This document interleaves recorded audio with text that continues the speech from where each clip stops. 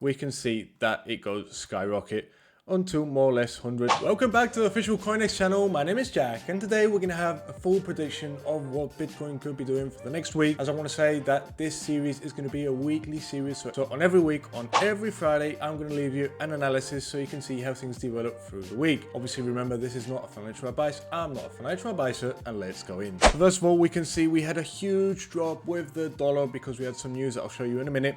And we had a huge drop, but we can see it hasn't really affected Bitcoin. Okay, if we go to the daily chart, as we can see at the minute, we haven't lost any lows. Okay, an important low would be this one here. If we go to lower time frames, we'll see as well in a minute. We can see that we're starting to shift market structure, but this doesn't mean it's going to drop. Okay, so first of all, I want to show you why this happened. It was basically because on Wednesday we had the Fed interest rate decisions with all the ones, and all this has just made it drop completely because the dollar went sky high rocket. I mean, we can see it here on the DXY how it's literally made a new high. We haven't seen these highs since 2022, so it means that the dollar is quite strong at the moment, and this should impulse Bitcoin down. Okay, but how we can see, Bitcoin is not falling at all. It's rising. It's making all-time highs. So this, what it means is that Bitcoin is stronger than ever, and this is a great news. And if we have a look at today's as well, we had some interesting news, and this has made it go even lower.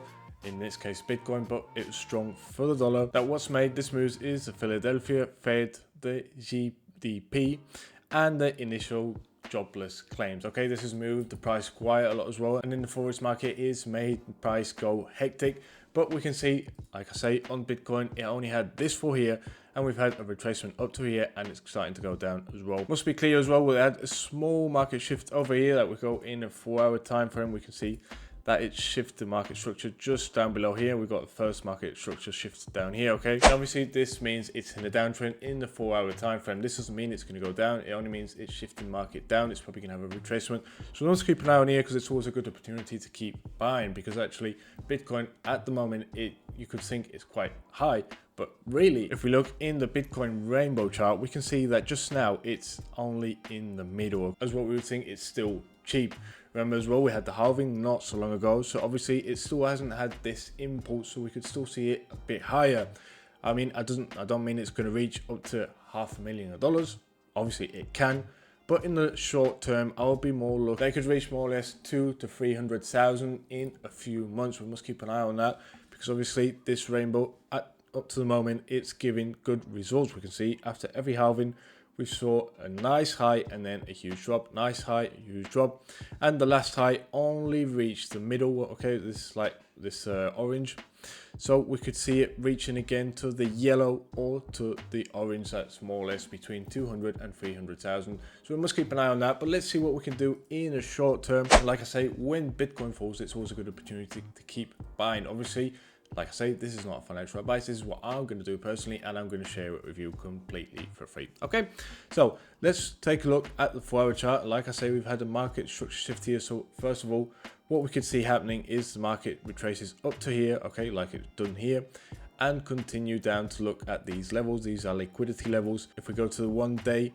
we can see that these levels here obviously are important for the market. It's 92, and especially this one here being the 90, a huge psychological level, the same as this one above here. So at least me, when I reach this level here, I'm going to be selling. That it would be the 110,000. Okay, 110,000 for me is, well, normally I take it always a bit lower. I take it to 109 more or less, because sometimes it doesn't even touch psychological level. So I always leave it a bit lower, like 109. This would be a selling one for me, obviously, because I do intraday and swing trading.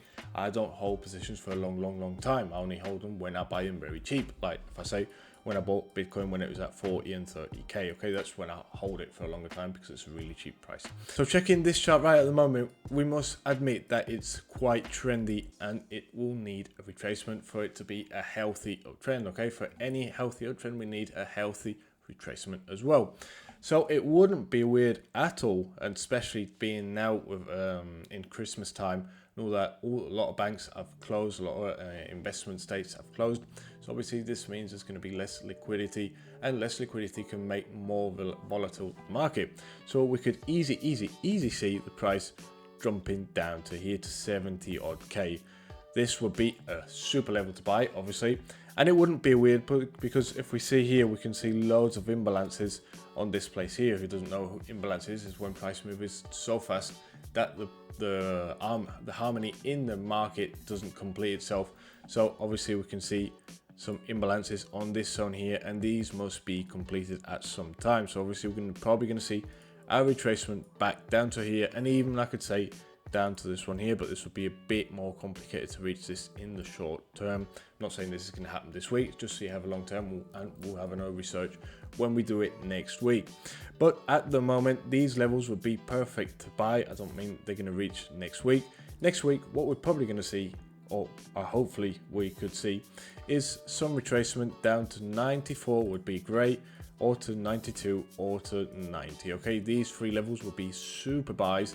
Obviously not putting all the capital in, at least, and like I say, it's not financial advice, but what I always do is divide the capital in percentage. So if I've got 100%, I probably put 20% here, 20% here, 20% here, and save the rest of the 40% for some of these levels down here. So I always buy the most at the lowest. Okay, that's the strategy that I've been using for the last years, and it's been working perfectly. But if we come down to the hour time frame, that's even shorter, we can see how the market respected this level here perfectly. This is a breaker block, and it's continued down and down, respecting these levels here. We can see it literally didn't touch this level here, and it's gone a bit even lower. But obviously remember, this is because of the dollar, it's not because Bitcoin has gone weaker. So chances are that this can retrace back up, and it doesn't even go lower these levels.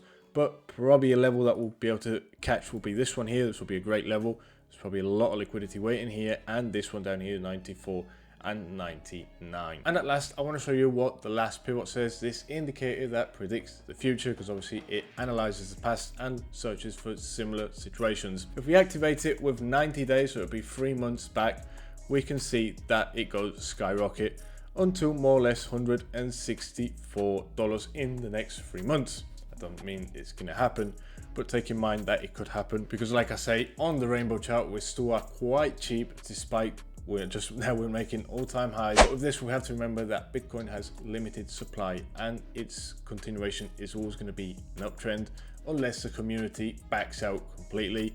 That is probably not going to happen, and Bitcoin is going to keep growing up. So keep an eye on that. I hope you've enjoyed this analysis. Let me know your thoughts down below, and I'll see you next time.